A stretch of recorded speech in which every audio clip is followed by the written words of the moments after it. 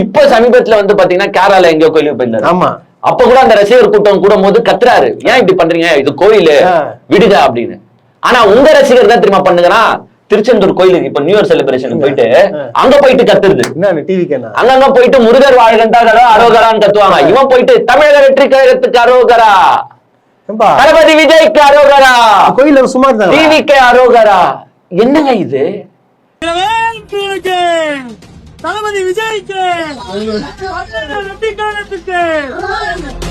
கோவில் எதுக்கு நான் கேக்குறேன், கோவில் எதுக்கு? சாமி சைலண்டா சாமி கும்பிடுறது. அங்க வரவங்க பீஸ்ஃபுல்லா சாமி, அவன் கஷ்டத்துல வந்து என்னன்னா மன வேதனையில வந்திருப்பான். போயிட்டு சாமி போன வருஷம் தான் எனக்கு இந்த கஷ்டத்தை குத்துட்ட, தயவு செஞ்சு இந்த வருஷத்துல இருந்தாச்சு எனக்கு ஒரு நிம்மதியான பீஸ்ஃபுல்லான வாழ்க்கையை கொடு அப்படின்னு மனம் நொந்துகிட்டு ப்ரே பண்ணிருப்பான்.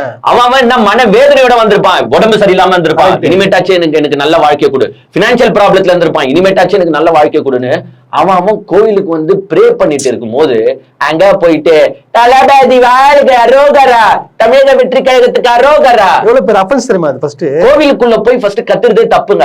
இவங்க என்ன நினைச்சிட்டு இருக்காங்க, இப்ப இவனுக்கு வெறியும் ஒரு அட்டென்ஷன் சீக்கரா இருக்கானுங்க. அது சோஷியல் மீடியால போட்டு லைக்ஸ் வாங்கணும்.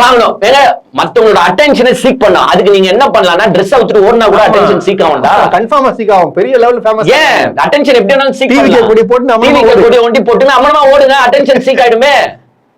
அதை விட்டுட்டு எல்லா இடத்துலயும் போய் இதே ஒரு சர்ச்சில மாஸ் நடந்து இருக்கு, ஒருத்தன் ஏஞ்சி நின்று ஏ விஜய் வாழ்க, ஏ தமிழக வெற்றி கழகம் வாழ்கன்னா என்னது கத்துவானுங்கப்பா. நீங்க சொல்லி விட்டீங்க. இப்ப நாளைக்கு வந்து எல்லா சர்ச்சு எங்கெங்க ஜெப கூட்டங்கள் நடக்குதோ போடுவானுங்க, போயிட்டு விஜய் விஜய் விஜய் அந்த கத்துனால உடனே கேட்டவங்க அவர் டிஎம்கேங்க, அவர் டிஎம்கே யாருன்னா கேட்டா டிஎம்கே அவன் சொல்றான் ப்ரே பண்ணதுக்கு போறதுக்குடா. ஏன்டா இப்படி அட்டென்ஷன் சீக் பண்றதுலே இருக்கீங்க?